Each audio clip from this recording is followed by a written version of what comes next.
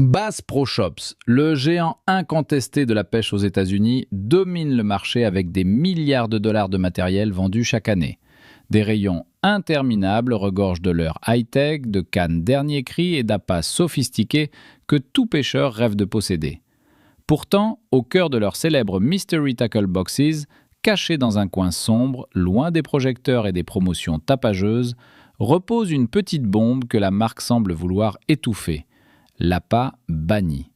Ce leurre discret, presque clandestin, n'apparaît jamais en vitrine, n'est jamais mis en avant sur leur site flamboyant. Pourquoi un colosse comme Bass Pro prierait-il pour que vous ne le découvriez jamais ? Parce que dès qu'un angleur le teste, il change tout. Les poissons mordent comme des fous, les sessions deviennent folles et soudain, les dizaines d'autres leurres paraissent inutiles. Banni n'est pas un gadget de plus, c'est une arme secrète, un secret que les gros sponsors et les marges juteuses aimeraient bien garder enfoui.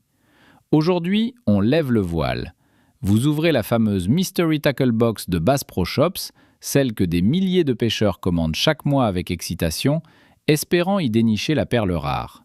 À première vue, c'est le grand classique. Un jerkbait suspending aux couleurs perche, un spinnerbait willow chartreuse flashy, un worm senko vert pompe, un crankbait shadrap imitation Véron, une petite tête plombée football 14 grammes avec un trailer curl tail. Des leurres solides, vendus entre 12 et 25 € pièce en magasin, des valeurs sûres que tout le monde possède déjà dans sa boîte. Vous les sortez un par un, presque mécaniquement, en vous disant que c'est du bon matos, mais rien de révolutionnaire.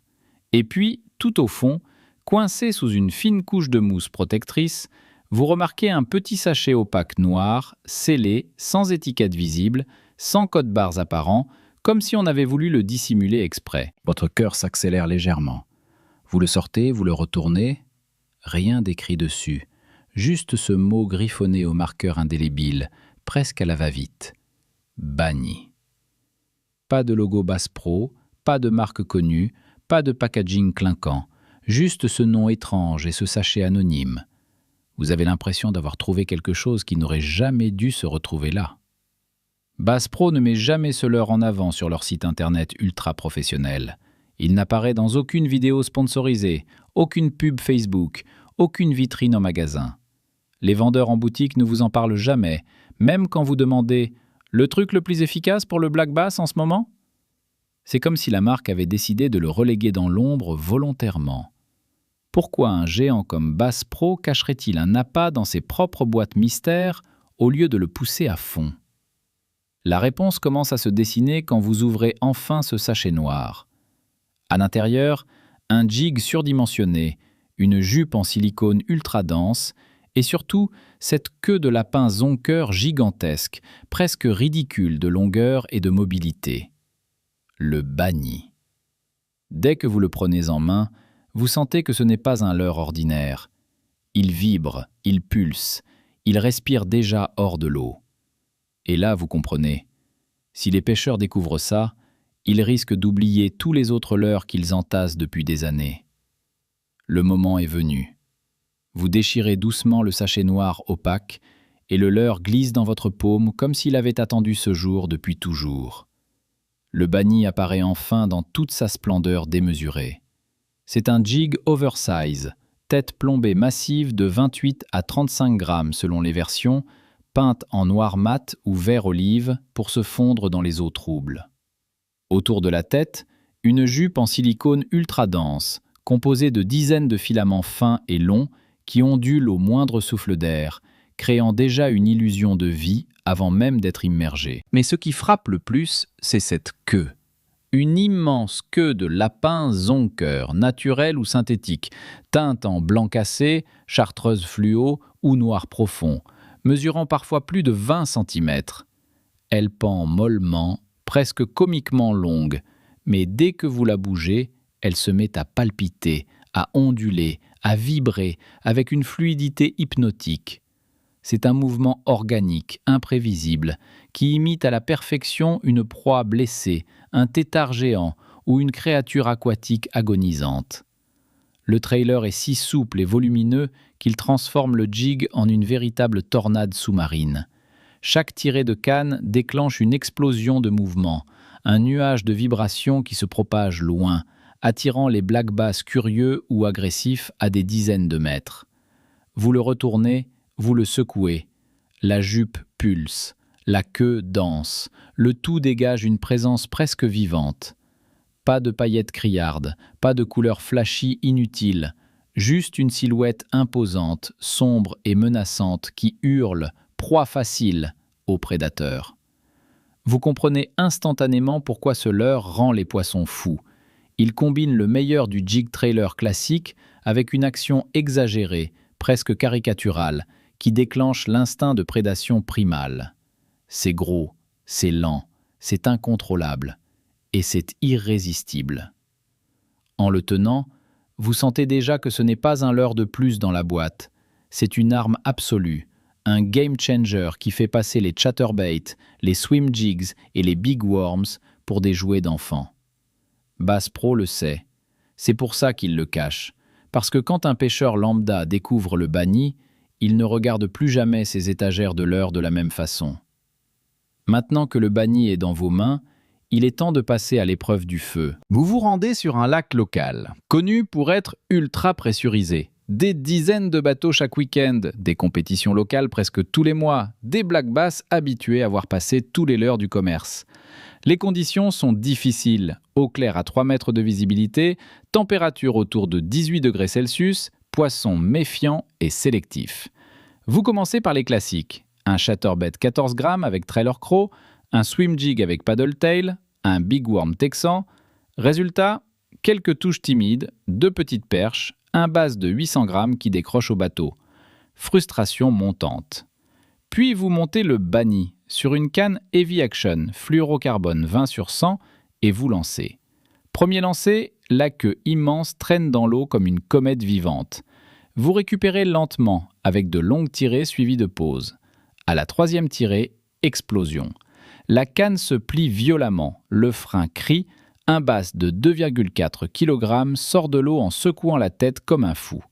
Ferrage parfait, combat court mais intense. Vous le remettez à l'eau, le cœur battant. Deuxième lancé, même zone, même récup lente. Touche immédiate, cette fois un beau 2,8 kg qui saute 3 fois avant de capituler. En 20 minutes, vous enchaînez 5 touches sérieuses, 3 poissons sortis entre 2 et 3,2 kg, record personnel battu sur ce lac. À côté, un gars en flotte tube avec son Megabass Vision 110 n'a rien pris depuis 2 heures. Vous testez ensuite en pleine herbe. Le banni passe au travers des nénuphars sans s'accrocher grâce à sa jupe dense qui protège l'hameçon et déclenche des attaques rageuses dans les zones les plus épaisses. Vidéo à l'appui, images filmées la semaine dernière montrent 7 prises en 12 lancers, dont un monstre de 4,1 kg qui a failli vous arracher la canne des mains.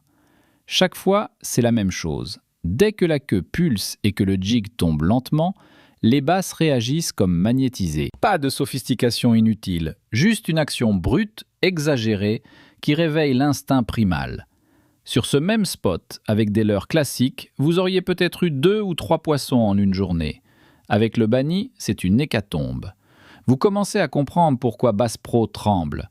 Ce n'est pas un leurre, c'est une triche légale. Et maintenant, la question qui brûle les lèvres de tous ceux qui ont vu le banni en action: pourquoi un géant comme Bass Pro Shops, avec ses milliards de chiffres d'affaires, ses partenariats exclusifs et ses rayons entiers dédiés aux leurres stars, fait-il tout pour que cet appât reste dans l'ombre? La réponse est simple, presque cynique: l'argent. Le banni n'est pas fabriqué par une des grandes marques qu'il représente. Pas de Zoom, pas de Strike King, pas de Berkley, pas de Missile Baits. C'est souvent l'œuvre d'un petit artisan indépendant, d'un customiseur discret ou d'un pro du tuning qui assemble ses monstres à la main, en petite série, sans budget pub ni royalty reversé au distributeur. Quand un pêcheur découvre le banni et qu'il prend poisson sur poisson, il n'a plus besoin d'acheter 10 leurres différents pour varier les plaisirs.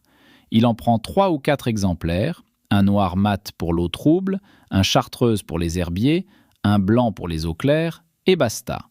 Fini la valse des spinnerbaits à 18 €, des chatterbaits sponsorisés à 25 €, des packs de trailers vendus par lot.